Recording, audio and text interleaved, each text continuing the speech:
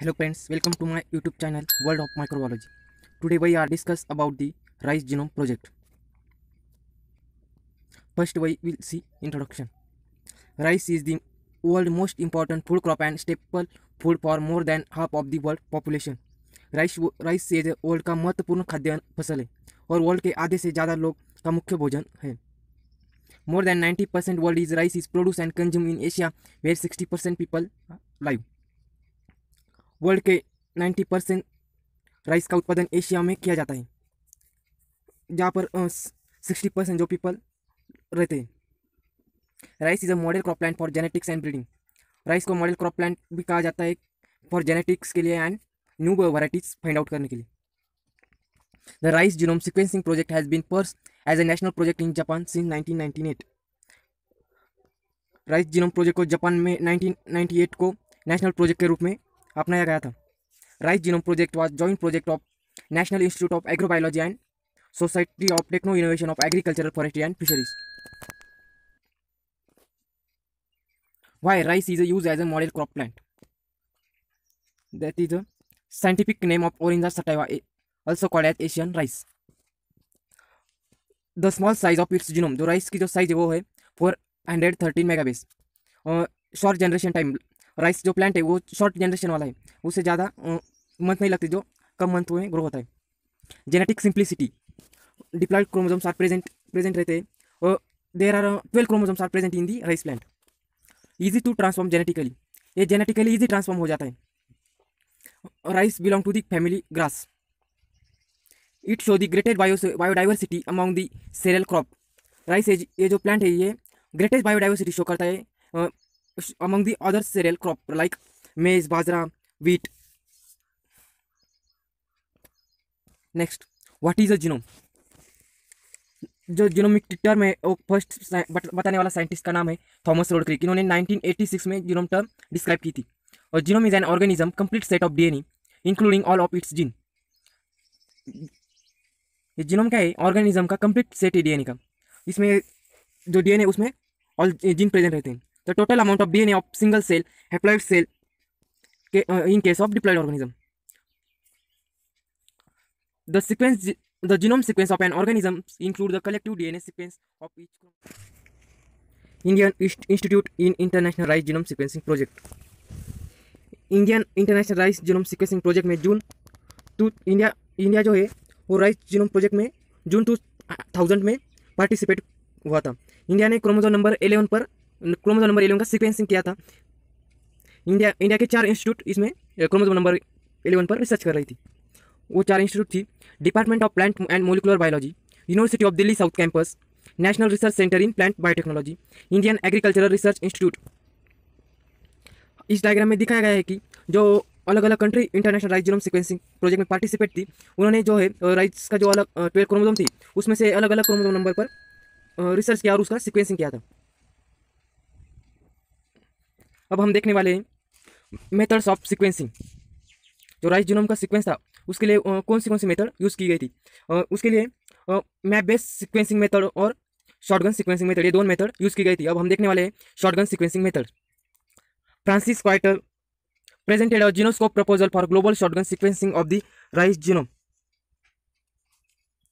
Rice genome sequencing करने के लिए शॉटगन सीक्वेंस मेथड यूज़ की थी. फर्स्ट यूज़ करने वाले साइंटिस्ट थे फ्रांसिस क्वाइटर. वो फ्रांस से बिलोंग करते थे. उन्होंने फर्स्ट राइस के लिए जो मेथड है वो प्रपोजल दिया था. Shotgun sequencing is a laboratory technique for determine the sequence of organism genome.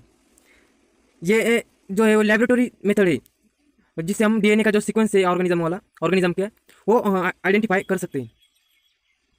The method involve breaking the genome into a collection of small DNA fragment that are sequence individually.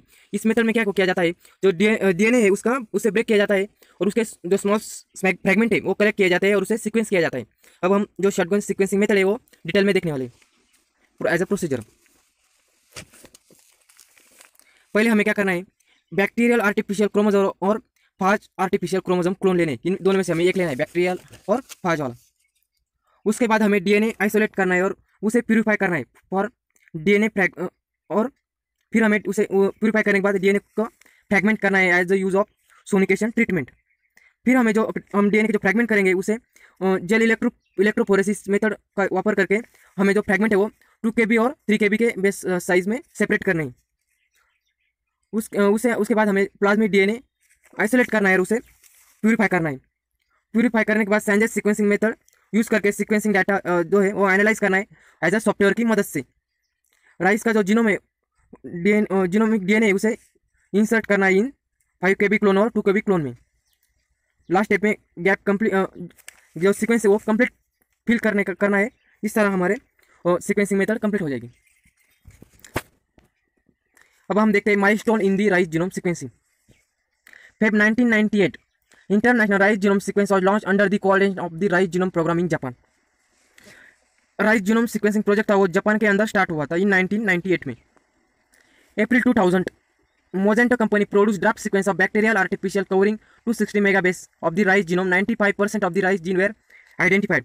मोजेंटो नाम की जो company थी उन्होंने draft sequence तैयार किया था, उसकी size थी 260 megabase of the genome.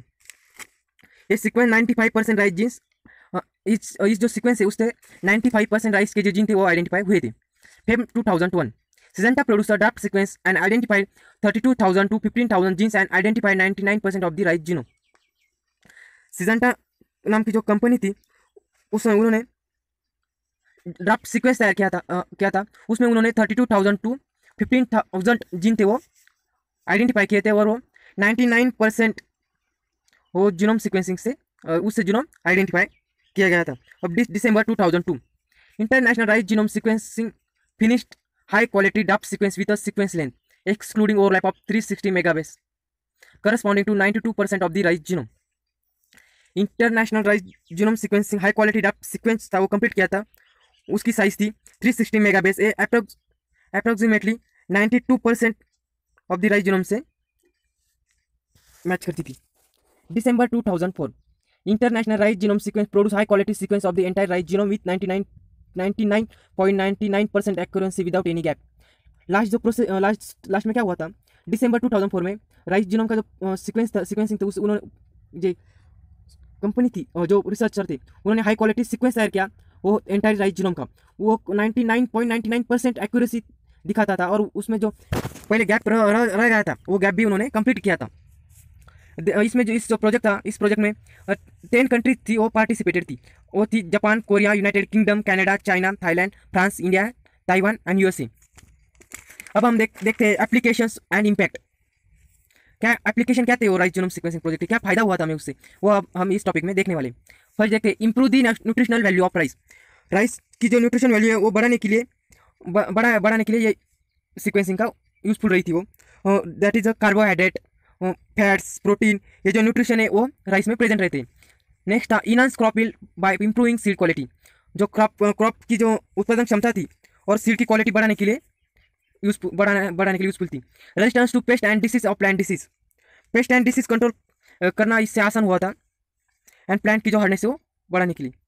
Useful in identify plant specific gene that can be potential herbicide target. Plant के जो स्पेसिफिक जीन है उसे आइडेंटिफाई हुए थे इस मेथड से। Development of gene specific marker and assisted. Specific gene marker development करना आसान हुआ था। Breeding of new and improved rice variety. और डिफरेंट वैरायटी से ब्रीडिंग बनाने के लिए राइस की जो वैरायटी वो इंक्रीज करने के लिए इस टेक्निक का उपयोग किया गया था। Understand how a plant respond to the environment and which genes control various function of the plant. जो सीक्वेंसिंग का जो प्लांट बनाया गया था राइस का वो इन्वायरमेंट में कैसा रिस्पॉन्ड करता है इन्वायरमेंट को वो देखने के लिए, और जो उसके जो जीन थे वो कौन से फंक्शन कंट्रोल करते हैं प्लांट में, वो इससे आइडेंटिफाई हुआ था। Thank you so much. अगर आपको मेरा ये वीडियो पसंद आया हो तो आप प्लीज़ इस वीडियो को लाइक करो, शेयर करो, सब्सक्राइब करो। धन्यवाद।